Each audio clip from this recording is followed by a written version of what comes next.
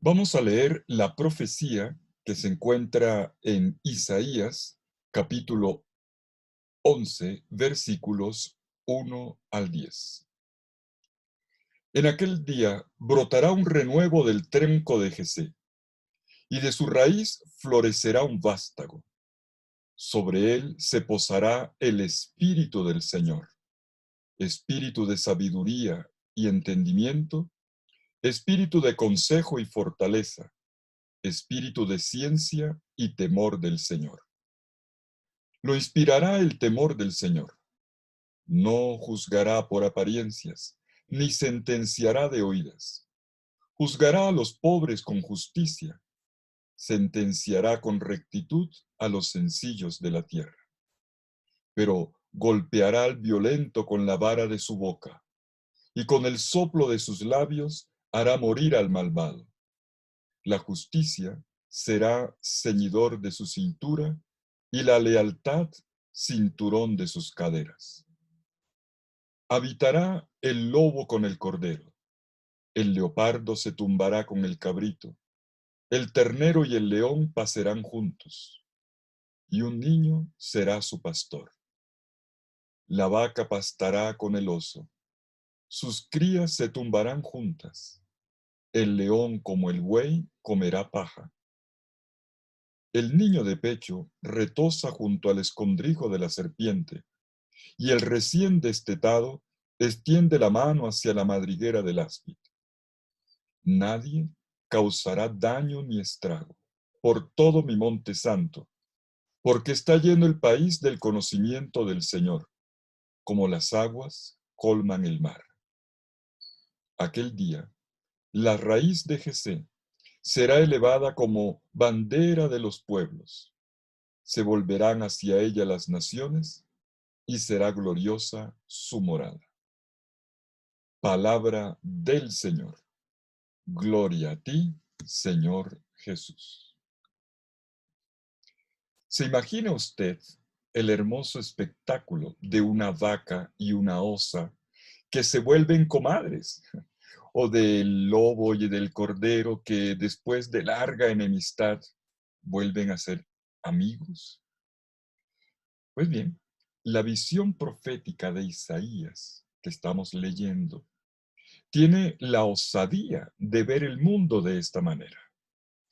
A los viejos enemigos de los cuales pensábamos que jamás llegarían a cambiar de actitud, que morirían así enemigos, de repente los vemos volver a ser amigos, aprendiendo una sana y fructífera convivencia.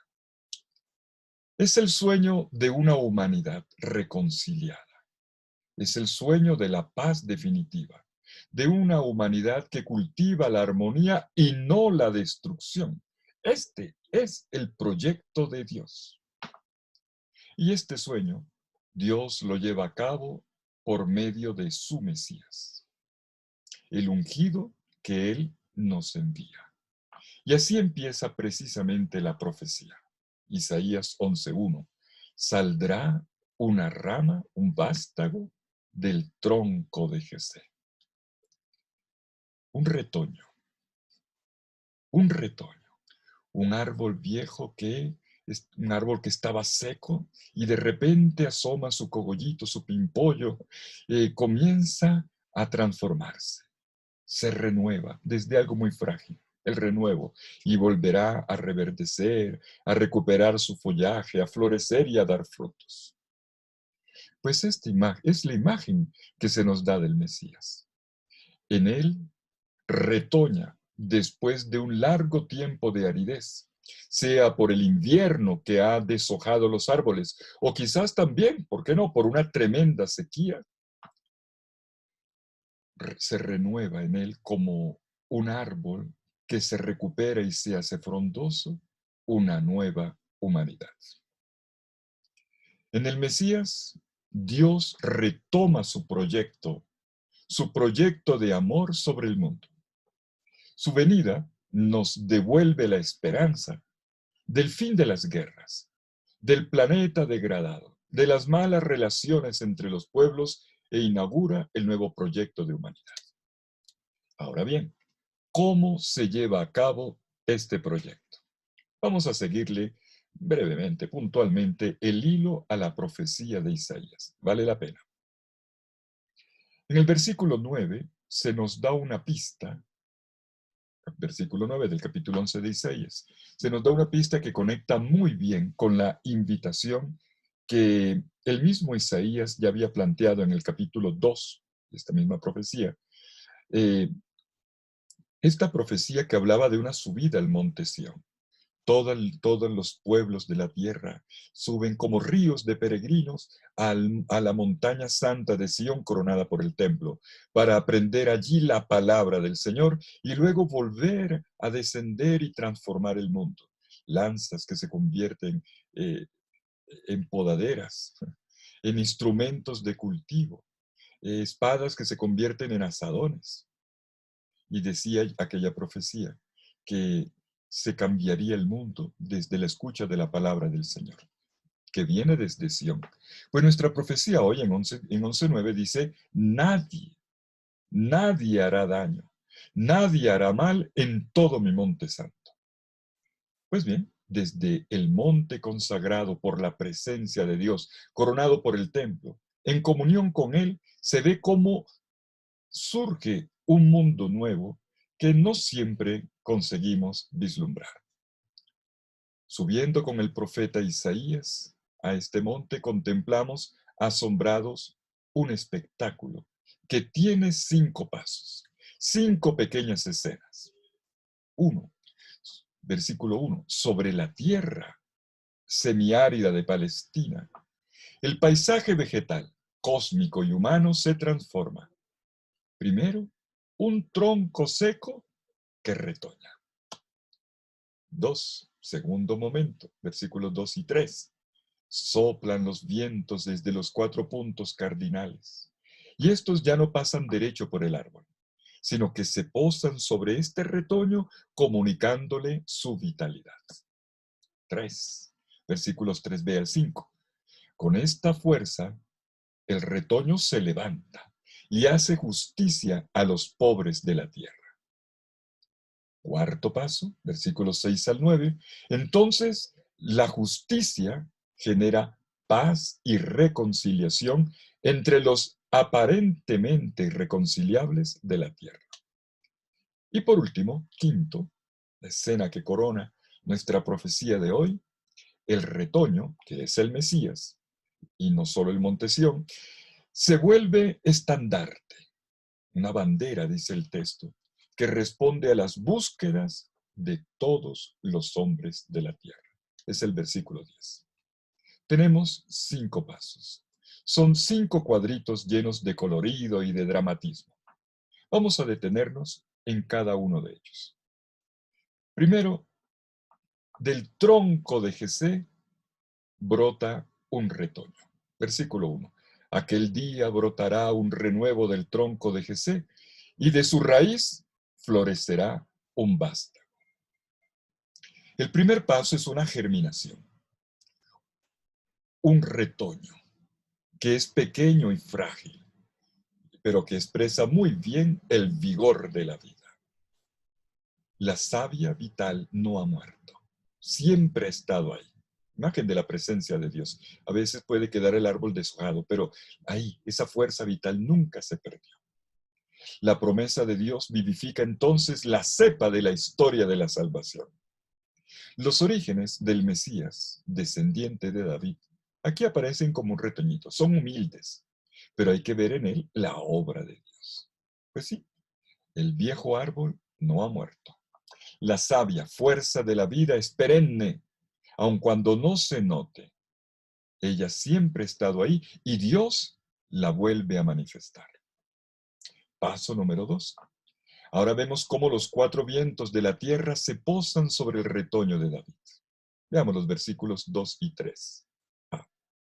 Sobre él se posará el espíritu del Señor, espíritu de sabiduría e inteligencia, espíritu de prudencia y valentía, espíritu de ciencia y temor del Señor. Lo inspirará el temor del Señor. Los vientos simbolizan el Espíritu de Dios que unge al Mesías. El texto es claro. Sobre él se posará la Ruach Adonai, el Espíritu del Señor. Esta Ruach, en hebreo, Ruach, Espíritu, es el que ha hecho posible la creación, como nos dice el libro del Génesis al inicio. El Espíritu de Dios que aleteaba sobre las aguas. Es el mismo Espíritu que ha suscitado líderes para Israel, como leemos en el capítulo 11 del libro de los Números. Y el don de este Espíritu es cuádruple. 4 es el número que hace referencia a una realidad completa. Primero, es la Ruach Adonai, el Espíritu del Señor. 2, es espíritu de sabiduría e inteligencia. Quiere decir que le da al Mesías la capacidad de percibir la realidad como Dios la ve, con mirada de justicia y de verdad. Esto es lo primero que necesita un líder. 3, es espíritu de prudencia y valentía. Prudencia y valentía. Se trata del criterio para el buen gobierno y del valor para emprender grandes acciones, lo que implica, por supuesto, su alta responsabilidad. Y es que no es suficiente con ver lo que hay que hacer. Se necesita. Se necesita la energía, el vigor y el compromiso para sacar adelante los proyectos. Y por último, de este don cuádruple vemos el otro soplo, espíritu de conocimiento y temor del Señor. El líder obra con una actitud de humildad profunda ante Dios. Por eso se habla de conocimiento y temor del Señor. Porque es el Señor quien verdaderamente lo sabe todo y lo puede todo. Y la sintonía de este Mesías con el corazón de Dios es total. Y esto se subraya en la última línea de esta segunda etapa. Se inspirará en el temor del Señor. Veamos la tercera etapa. En los versículos 3 al 5, 3b al 5, vemos cómo surge en medio del pueblo este líder íntegro y justo, ya dotado del Espíritu, retoñó, se fortaleció, ahora lo vemos en acción. No juzgará por apariencias, dice la profecía, ni sentenciará de oídas. Juzgará a los pobres con justicia, sentenciará con rectitud a los sencillos de la tierra, pero golpeará al violento con la vara de su boca, y con el soplo de sus labios hará morir al malvado. La justicia será el ceñidor de su cintura, y la verdad cinturón de sus caderas. Cuando entra en acción, el Mesías se pone del lado del vulnerable, del desprotegido, de aquel a quien le han sido negados sus derechos. Su criterio de juicio no son los sondeos de opinión, ni los discursos de los que ejercen influencia sobre las masas, ni mucho menos las habladurías. Tampoco es un juez que se deja comprar. Él, con la fuerza de su palabra, pondrá en evidencia al culpable y hará justicia, poniendo en su sitio también a los que hacen imposible la paz, a los que siempre están generando división, a los que quieren aprovecharse de los demás, a los que discriminan actuando según sus propios intereses y olvidándose del resto. Y una vez que lo logra, se reviste solemnemente con las insignias reales de la justicia y de la verdad. De la justicia, se dice, justicia será el ceñidor de su cintura, y de la verdad, verdad será el cinturón de sus caderas. Paso número 4. Consecuencia de esta justicia es la reconciliación y la paz. Y la no violencia se convierte en un estilo de vida dinámico, en el que se tejen relaciones constructivas entre los antiguos y ancestrales enemigos. Es lo que describen los versículos 6 al 9. Habitará. Entonces, esta es la parte más bonita de la profecía. Habitará el lobo con el cordero, el leopardo se tumbará con el cabrito, el ternero y el león pasarán juntos. Un niño pequeño será su pastor. La vaca pastará con el oso. Sus crías se tumbarán juntas. El león, como el buey, comerá paja. Y todavía, sigue en esta misma dirección. Bueno, ¿qué tenemos aquí? Tenemos un nuevo estilo de vida, que ya no depende del impulso natural de la venganza, del desquite o del predominio sobre otro. Nada de supremacías, nada de otro encima de los demás. No, se trata de una fuerza interna que te lleva a respetar, a considerar, a promover la vida de los demás. Y para explicarnos esto, la profecía acude a una escenificación de la reconciliación en el mundo salvaje. Y ese digo, ¿qué será más salvaje? ¿El mundo de la selva, como le llamamos nosotros, o nosotros mismos, el mundo de los humanos? Pues aquí nos presenta el mundo salvaje como convertido en un mundo de animales domésticos, ¿no? Domesticados. Los animales depredadores aparecen dispuestos a cambiar de dieta con tal de no hacer daño. Se vuelven vegetarianos para no matar. ¿Bo? ¿Bo? El león que vive de carroña o de carroña, no, de carne, no comerá más carne, comerá hierbita. Para decir, no matará. Y en medio de toda esta escena, el ser humano. El ser humano cuya vida siempre está amenazada por los animales salvajes y los no menos salvajes que somos nosotros. Y aparece el ser humano como un niño débil e indefenso ante quien las fieras, incluso la más indomesticable de todas, que es la serpiente, se vuelven mansas y comparten con confianza sus espacios, como si estuviéramos en un juego infantil. Y sin cambiar su ubicación en la montaña, al final nuestra profecía amplía progresivamente la visión, como cuando se contempla la amplitud de un océano para anunciar la reconciliación del mundo entero, entre los animales salvajes y entre los no menos salvajes que somos los hombres, y entre los hombres y Dios encontramos una gran armonía. Y todo se sintetiza con esta frase: nadie hará daño, nadie hará mal. ¿Por qué podemos, pensémoslo un momento, por qué podemos esperar que nadie le haga daño al otro? Y responde el profeta Isaías: porque la tierra estará llena del conocimiento del Señor. Llena del conocimiento del Señor como las aguas llenan el mar. Y por último, quinto y último paso. En el centro de toda esta obra está el Mesías, que apareció en esta profecía como un retoñito al principio, que germinó, creció, y ahora se transforma como en otra imagen, en una bandera que buscan los pueblos. Dice el texto, en el versículo 10, aquel día la raíz de Jesé será elevada como bandera de los pueblos, se volverán hacia ella las naciones y será gloriosa su morada. La profecía no pierde de vista la persona del Mesías, la raíz de Jesé, como es llamado en esta ocasión. Pero él aparece ahora visible como una bandera. Y en una bonita transposición de símbolos, la raíz aparece ahora como una bandera militar, que es expresión de su vigor y un anuncio de su victoria sobre el mal.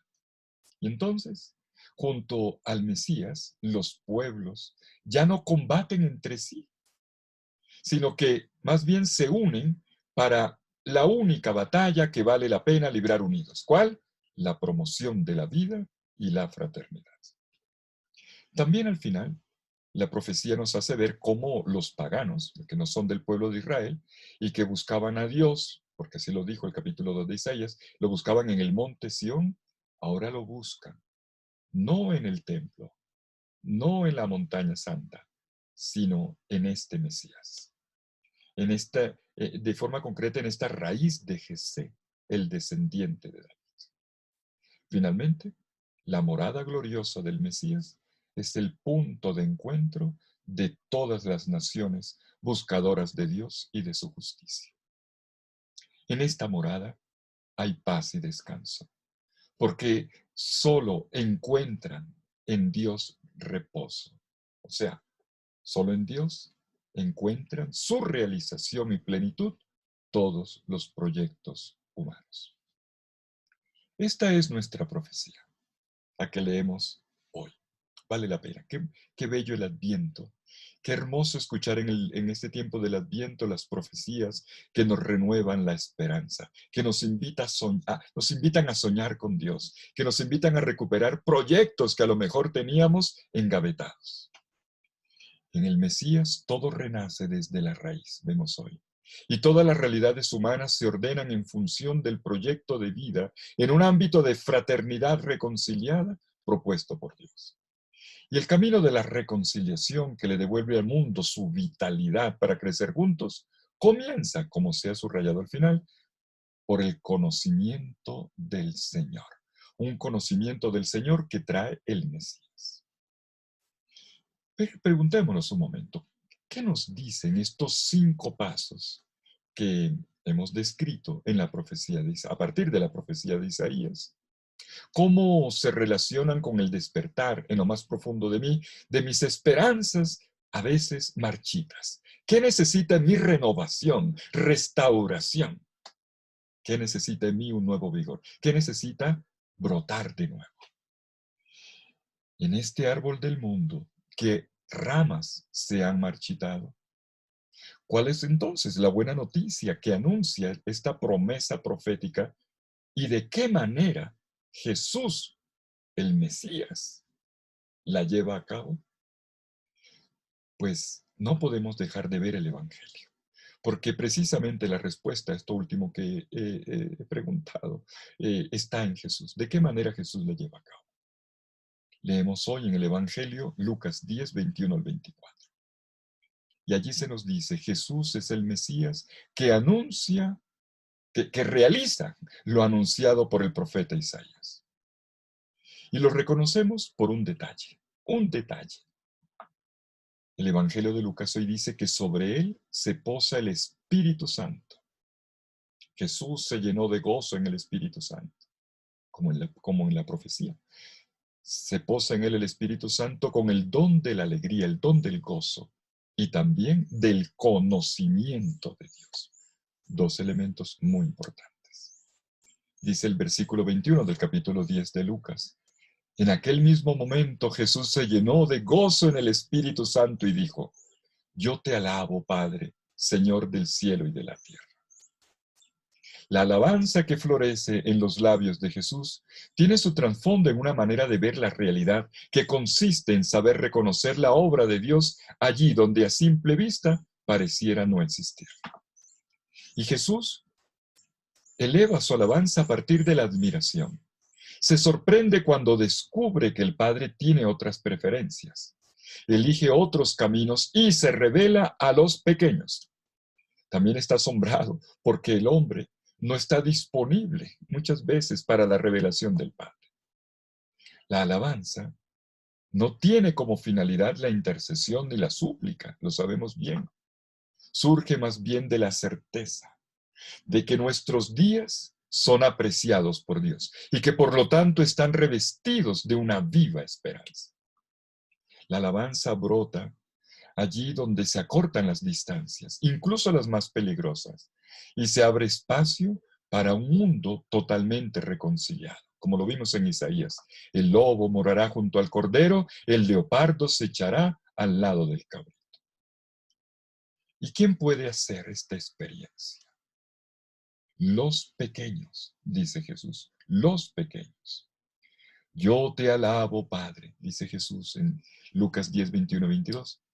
Yo te alabo, Padre, Señor del cielo y de la tierra, porque has ocultado estas cosas a los sabios y prudentes y las has revelado a los pequeños. Sí, Padre, así te ha parecido bien. Todo me lo ha entregado mi Padre, y nadie conoce quién es el Hijo sino el Padre, ni quién es el Padre sino el Hijo, y aquel a quien el Hijo quiera revelar. Los pequeños. Los pequeños, en su sencillez, se abren ante la palabra que transmite el conocimiento del Señor, Isaías. El conocimiento de quién es el Padre y quién es el Hijo. Y que llega por medio del Evangelio, por medio de la predicación, del anuncio. Y resulta entonces que en la buena nueva de Jesús se realiza lo que el profeta Isaías anunció. Bueno, el profeta Isaías lo anunció, pero no vio la realización. Y por eso Jesús va a decir, bienaventurados ustedes, porque muchos profetas quisieron ver, incluyendo Isaías, y no lo vieron. Ni tampoco lo que los gobernantes de la tierra, eh, que tan lo, lograron conseguir, por más que quisieron. Miren cómo lo dice Jesús en Lucas 10, 23, 24. Bienaventurados los ojos que ven lo que están viendo. Porque les aseguro que muchos profetas y reyes quisieron ver lo que ustedes están viendo y no lo vieron, y oír lo que están oyendo y no lo oyeron. Esto Jesús se los dijo a los discípulos aparte, anota el narrador de Lucas. Pues miren ustedes ante qué nos encontramos. Estamos en tiempo del Adviento, no estamos aquí para hacer de cuenta que Jesús nació. Simplemente armando un pesebre, escenificando. Mire, Jesús nació ya hace mucho rato. Jesús anunció el reino de Dios. Jesús murió y resucitó. Estamos aquí para hacer que Jesús nazca o renazca en nuestras vidas, como aquel renuevo del tronco de Jesé, para revitalizar en nosotros la llama de la fe, para abrir nuestros ojos y convertirnos al anuncio de Dios que llega hasta nosotros aquí ahora con su proyecto. Bienaventurados nuestros ojos que ven la presencia de Dios y nuestros oídos que escuchan el anuncio del Evangelio. ¿Cuánta gente busca a Dios, pero sin encontrarlo, sin reconocerlo? Nosotros que hemos recibido el inmenso regalo de su presencia, estamos llamados a hacer memoria, a revitalizar nuestros brazos cansados, a dejar de lado nuestras decepciones, nuestras quejas, nuestros desencantos. Y Dios no pone condiciones para que esto ocurra. No pone condiciones para ser aceptado. Solo nos pide un corazón humilde, como dice pequeño, de los pequeños, que se haga pequeño, que escuche, que no pretenda saberlo todo ni conocerlo todo, que sea capaz de captar mejor su presencia, para que se pueda decir con la profecía de Isaías, llena está la tierra del conocimiento del Señor, como las aguas cubren el mar. Querido hermano, cuidemos en este tiempo de Adviento de no creernos sabios e inteligentes, de no decir yo ya me lo sé, como si cada año estuviéramos ante la repetición de la misma película, rituales que se repiten porque sí, porque la Navidad, porque no. El Señor pide continuamente ser acogido, continuamente se encarna en nuestras vidas. Sacudamos nuestros hábitos y reconozcamos lo presente en medio de nosotros. Entonces, retoñarán nuestras vidas. Es fuerte esta promesa de hoy. Aquel día brotará un renuevo del tronco de Jesé y de su raíz florecerá un vástago.